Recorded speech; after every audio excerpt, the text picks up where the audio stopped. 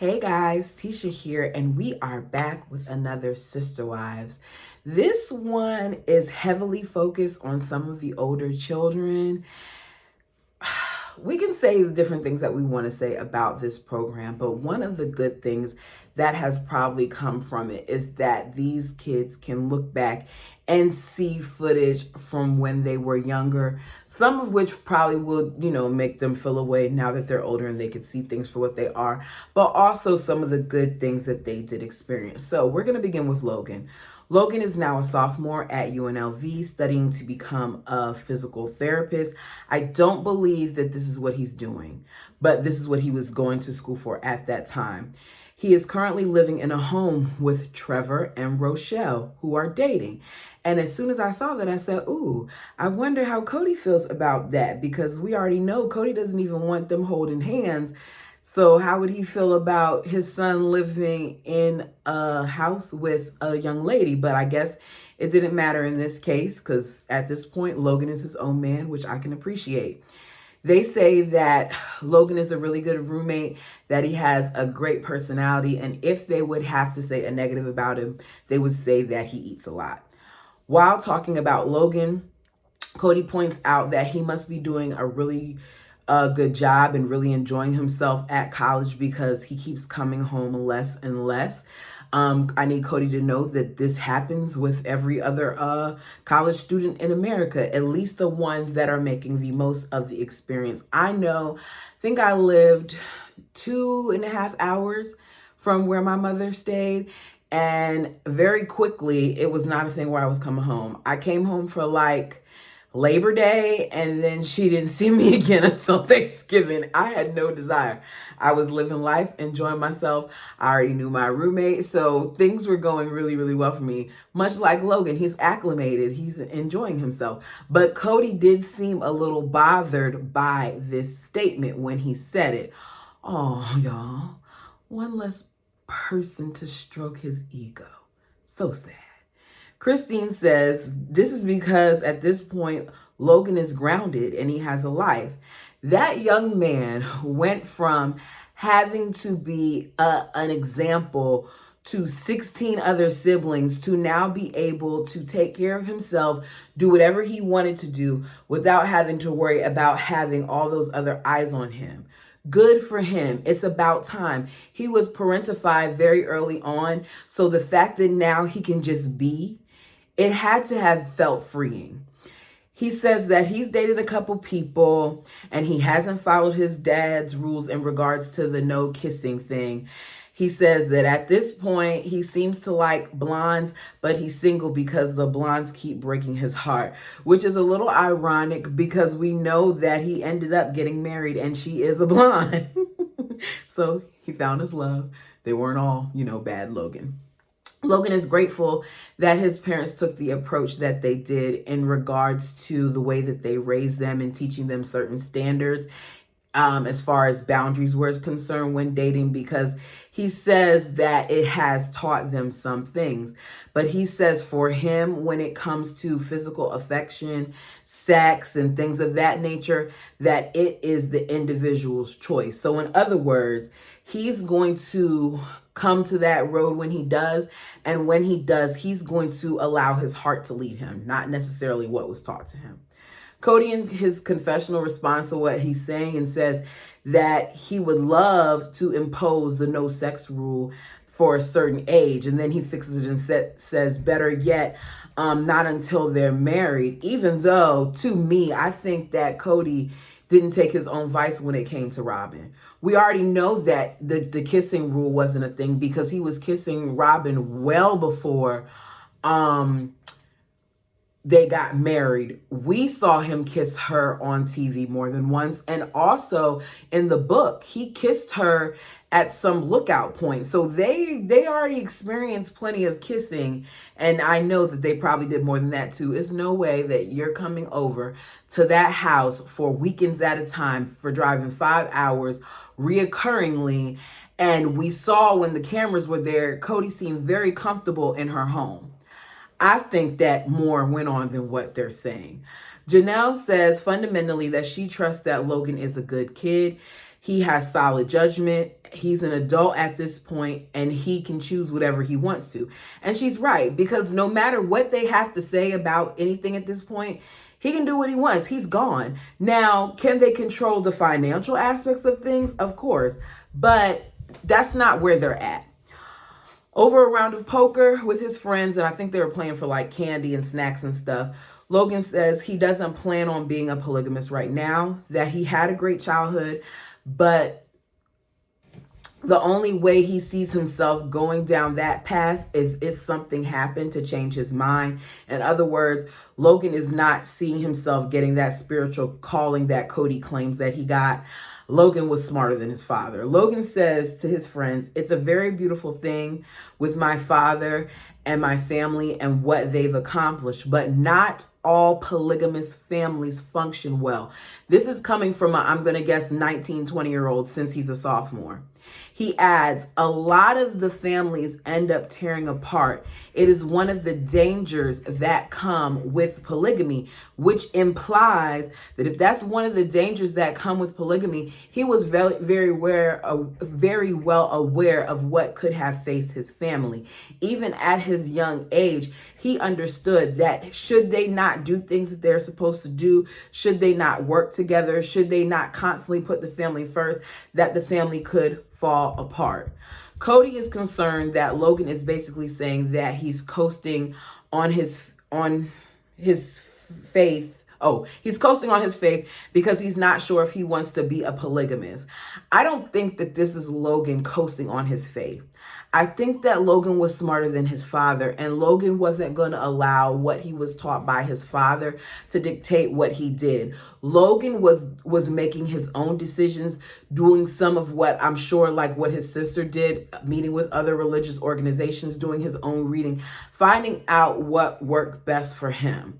He was not about to allow his father to make this thing a thing where he's influenced by him, and then he would then later regret it the way that we now see Cody has. Because I still believe that one of the reasons why Cody became a part of polygamy was to appease his dad. I think that he felt that it would give him favor that it ended up not giving him, because I don't think his dad truly bought into what Cody was selling him.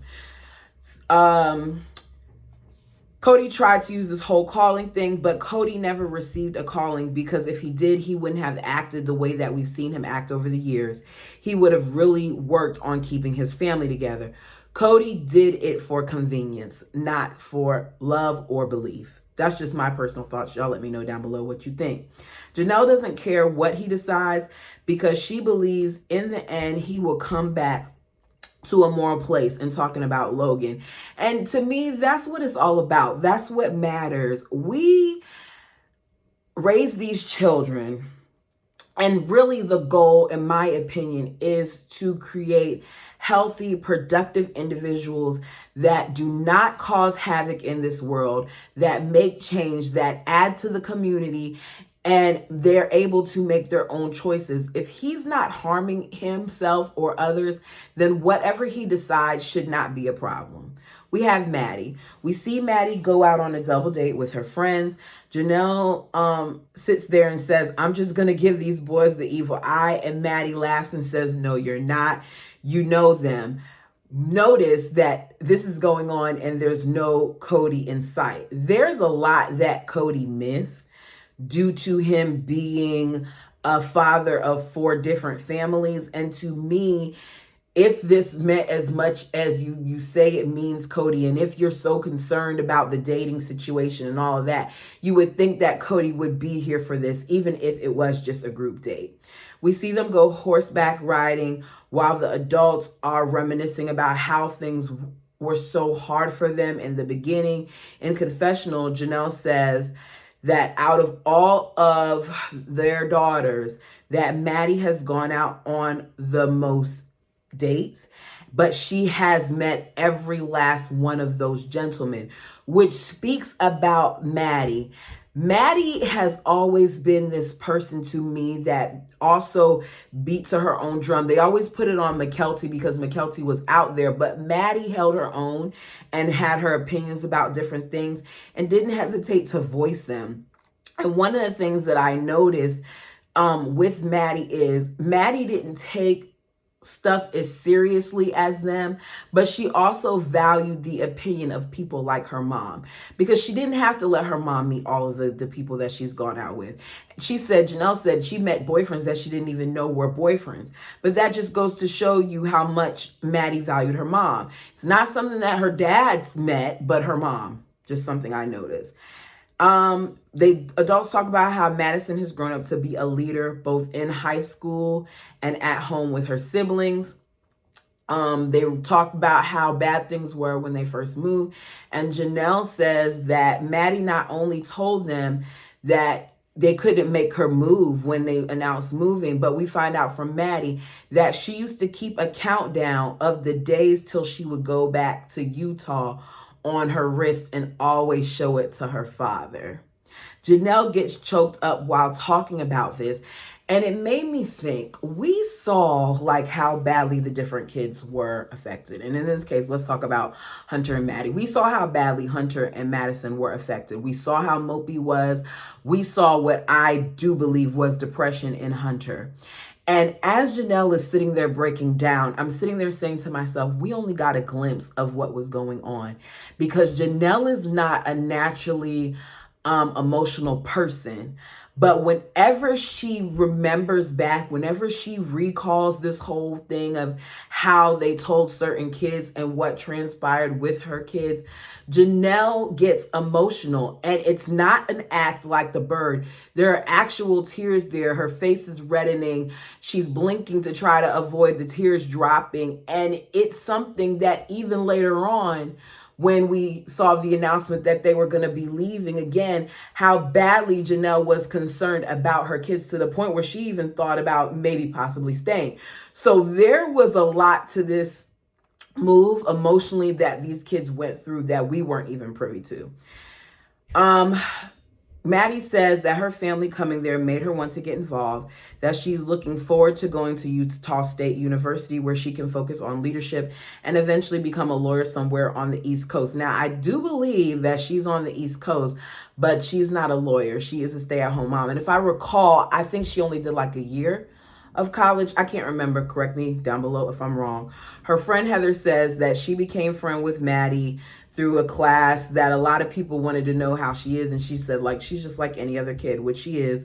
Maddie then says that she looks at the moms more like aunts than like moms, which I found that to be interesting. But that just goes to show that she had a different dynamic with the different moms. Cody admits to not being that involved in the dating life of his children. I think it's because he really wasn't involved with his children. I think that Cody spent a lot of time at Robin's house, and as a result, he missed out on key things. If you're not at work, but you're at Robin's and you have children going on these different dates and you're not coming over to the house until after 6, you're missing certain things. Just my opinion. Maddie points out that not how all dates are romantic dates, even though that's what some of the parents think. That even though Josh says Maddie has a crush on him, and Maddie says that Josh has always had a crush on her, Maddie says that this is just a friend date. Maddie isn't going to be a polygamist, even though she says that that's probably what her dad wants, and it probably made her dad sad. Cody then does this whole spill about plural marriage and how he believes in it, in the system of it, and he believes it's right, but he also believes that it isn't for everyone, and that everyone included him. Cody doesn't know what he believes. Cody did this to me as a means to get attention, as a means to be fulfilled, as a means to be taken care of by these women, because Cody never brought anything to the table, if you ask me. It seems like all the women had their own individual things, and he took advantage of that. So every time I hear him talk about his belief system without really saying any beliefs, it just irritates me, because there is no truth in Cody. Janelle says she loves her family, but she's always been vocal about polygamy not being for Maddie, because Maddie just knows it's not for her. And that's true. Maddie has said from the first time that they filmed this thing and everybody else wasn't sure, Maddie was sure that she had no desire to be a polygamous woman. Aspen. Aspen is a freshman at UNLV majoring in elementary education. She's great with kids and it's something that she's really excited about. Mary points out that even as a little girl, that she was always the one who was overly worried about everybody else. We see her hang out with some of her sisters from her sorority at a pinball spot and have fun and eat. That portion that I just hurried up and skimmed over about her being concerned about everybody else, she gets that from her mom. Because if you watch Christine, Christine seems to be the one who's always looking at all the other kids and seeing how they feel. And she was a nanny to them. She was a teacher to them. This is her mom. Her friends don't care about her family being polygamous. Cody once again sounds a little jealous because he points out how she talks about her sisters a lot in her sorority and how both him and her other siblings might be, feel away because she hangs out more with her sisters from her sorority than she does her family.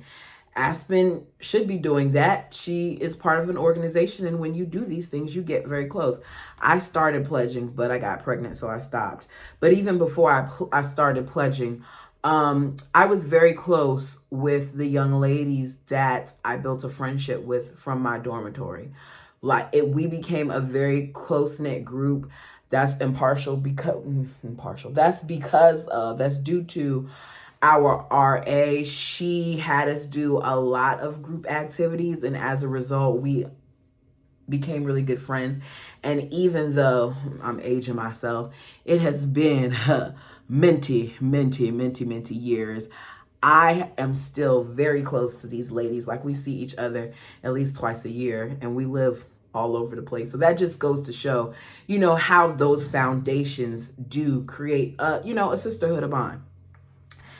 Aspen has gone out on group dates. She doesn't want to date just because, but at the same point, she doesn't want to be dating like how her religion says for marriage either. She feels like most college guys just want to get laid, and she isn't for that. So they can go out with her if they want to, but they need to know that they're not going to get laid. I was laughing because I was like, okay, way to put it. You want to get laid, you're not getting laid. She still continues to go back and forth about polygamy, but at this point she's thinking, no, Aspen is worshiping with monogamous Christians, and Christine later lets us know that Aspen said that basically what she's going to do is whatever the man that she falls in love with, his belief is, that will determine what she does.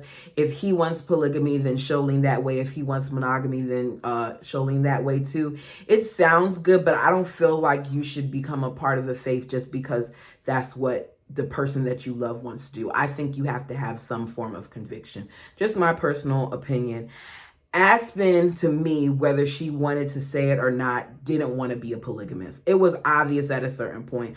I think that she felt like it was something that her father wanted to hear more than anything, and as a result, she kept acting like she wasn't sure. But listening to her speak, it's not what she wanted, and that's okay. She said she would like to eventually be married and have kids, though. I wonder what happened, because I thought the last we heard she didn't want to, but I'm not sure.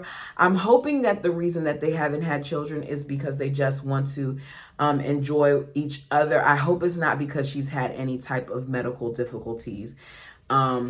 I don't want to go down that road, but I just hope that that's the reason why, because hearing her say here that she can't wait to have kids, and then knowing now that she's been married for a little bit and she hasn't, not that you should rush, enjoy it just being the two of you, because kids change things, but I'm just wondering.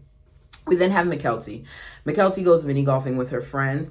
She says she was treated a little different after it was announced that they are polygamous, but overall, she made some really good friends. She enjoys not having to hide who she is anymore. Cody, as Christine said, that they think that the whole announcement of them being polygamous never affected McKelty, that she probably liked the shock value. I don't think they should have said that, because even if she did like to be opposite, I doubt that she wasn't worried about you all coming out as polygamous. She attended a high school and entered a program that allows her to do a major. So she's taking high school courses as well as college courses for free, and she will at least have an associate's. She said that she used to be a challenge and she used to be the difficult one, but now a lot of the family sees her as ambitious. And I said, wow, she was ambitious until she met Tony, and it seems like all of that went out the window. But I didn't watch a lot of that season, so when we get to that, I guess we'll dive into it a little bit more. They talk about how her boyfriend that we saw that really uncomfortable conversation with Cody, talking about how the hormones when they kiss got into each other's mouths, is no longer with her. I think that John probably wanted no parts of Mykelti or that family after that cringy conversation, because I know how I felt, and here I am in my 30s, and this is the conversation that you're having with this 17-year-old who has only been dating your daughter for a couple months, and he probably just saw what he was signing up for and decided he no longer wanted it. Mykelti said that they just agreed to be friends shortly after that. They don't hang out or speak regularly anymore. She said that it was okay with her, but Christine says that she's taking it kind of hard, that she misses having that person. Robin points out that every relationship teaches you something, even what you want in your future spouse. I'm just like, what is up with all this marriage talk? The girl is 17 years old. I need for the bird to sit down and realize that not everybody is like her and looking for the next man to find, to obliterate and take all his savings and just be a kept woman. Because that's very much so that energy that Robin gives. Because why would you even say that? That has nothing to do. If you want to say that every relationship is a lesson, say that. But she didn't have to add the marriage part. Christine says at this point, if she falls in love, that's great. But right now, all it is career, career, career. Crazy how a man coming into your life will change things, because that all went out the window to me from Mykelti. She says in 10 years, she would like to see herself living in San Francisco in a nice house with 3 children that she adopted, because she wants to start doing foster care. She doesn't see herself with a husband or in that type of relationship, but she does want to give those kids a good home, a good childhood, because she had such a great childhood when she was younger. Mykelti, thank the 3 OG women in your life for that childhood. I'm not giving credit to Cody because it doesn't seem like he was really around. You even say in the book that he used to work 10-hour days sometimes and be gone. So thank the women in your life. We then hear again about how overall this experience has been wonderful for all of their kids. They've had opportunities that they would have never had, great socialization and all those other things. And I do think that Vegas changed the trajectory of a lot of their lives. Janelle has been frustrated with her weight loss for over a month at this point. Sean, who is her trainer, challenged her to do a hard reset where she focused on eating clean and working out, and she didn't stick to it, which to me is no surprise. I feel like a lot of times Janelle kind of sabotages herself.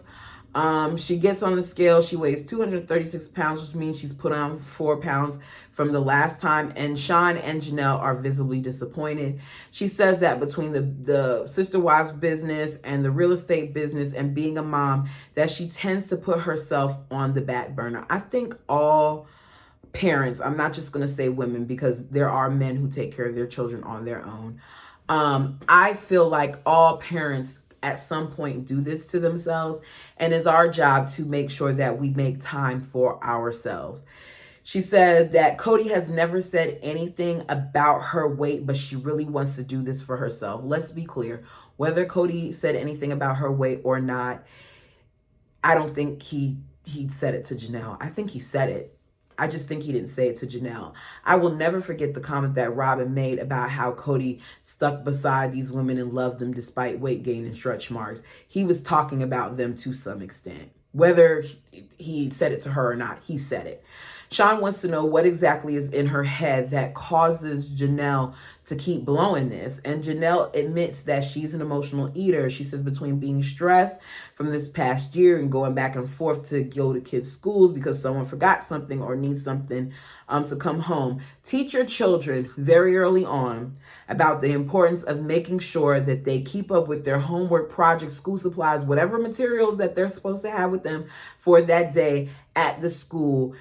That way they don't keep calling you and asking you to bring stuff for them. Let them know one time what happens when they do that. and see how often they continue to do that. They took advantage of the situation, period. Janelle says she procrastinates, and no, Sean says that Janelle procrastinates, then she pushes, then she procrastinates, and then she pushes again, and it's just an ongoing cycle. Janelle, to me, had a lot of issues about how she viewed herself, because she just, excuse me, always seemed to put herself last. She just comes across as someone who really truly needed to see her power. I just feel like there's something lacking in her esteem. I could be wrong. I don't know Janelle. It's just something that I've noticed, because even now she presents herself as this really, really strong woman, but some of the things that she says in regards to Cody and how she's still willing to be her friend after the way he's treated her kids, I'm not letting that go, lets me know that there's something here that's just a little different, or in here that's a little different. Sean tells her to write something that's like her greatest blocker and put it in her pocket. We later see them go to this area for her to climb. Janelle immediately is doubting herself, thinking that she can't do it and that is too much. I don't see how trainers do this, because you're paying for somebody to help you to get over this threshold. So stop complaining and do it. Like, it was irking me, but Sean was really, really patient in that workout. He knows his client. He knows how Janelle is. He gives her a weighted vest and adds 25 pounds that she lost. Y'all forgive all the noise. You know how it is. It's the holiday time, and apparently people want to go wild, and I'm in an apartment, so I'm sorry in advance. She's talking herself out of this walk before it even begins. She's worried about being emotionally back where she started. The entire way up, Sean is speaking life into her, because she doesn't see this as something that she can do, and she also doesn't realize that what he's doing at the time. She gets halfway up the mountain and stops, kind of like a metaphor saying that because of what is in your pocket, that's why you've only reached this midway point. He then has her continue to walk. She gets to the top. He has her rip up the paper that said procrastination on it. She said in that moment, she felt that all the I can't stuff needed to just leave her, and it did. Even though she hates all the metaphors and all the pep talks, she does find that he helps her. And I said, because this man is more than a trainer. What he is doing for Janelle is not just giving her back her health, but he has her doing shadow work. He has her doing things that you would do in therapy, looking inwardly, doing things that cause her to refocus and to rethink and to look at things from a different perspective. She admits to owing him so much for what she's accomplished on the journey. We then see all the families gather for this announcement about going on this family trip to Missouri. They're going to see a polygamist family that are called biblical polygamists. Because the parents want to meet them, they're making the kids go. I'd hate it there. Don't have me be a part of your science trip. Because it just seems like for the kids to take their spring break to go somewhere in an RV for 4 days in an RV drive, when we've seen how all of their trips seem so hectic, so chaotic, there's always something going on and wrong, I would hate it there. Cody talks about how it's of interest to him to meet this family that thinks plural marriage is sanctioned by God. And this is where I'm confused, because I thought that they already encountered multiple families from their church that felt that plural marriage was sanctioned by God. Y'all help me out down below, because was God not supposed to be a part of their belief? Or was it just that man, John Smith, that enlightened them? I'm confused. As I said earlier, it's going to be an RV trip. Christine tries to hype it up and tell them about some of the different places that they're going to be at, and none of the teams are excited about it. As usual, the only ones who are excited about it are the adults and the little kids. Well, some of them. This is going to be a 1,400-mile trip during their spring break that will take 4 days if they stay on target, because we know that a 5-hour trip takes about 12 for them. The high school kids are going to be mad because they're missing, the break with their friends. Janelle said that she told her kids, you have not lived until you are teenagers and your parents force you to go on a whole vacation with them and the whole family. My favorite is Hunter, who is not excited about a whole bunch of kids yelling and screaming, being cooped up on a moving house. I just love him. Hunter really turned out to be a dope human being, and I knew he would. And I'm just so excited to see him on this upcoming week's episode. Oh no, it's not this one. We don't get to see him in January. I'm just excited though. I love Hunter.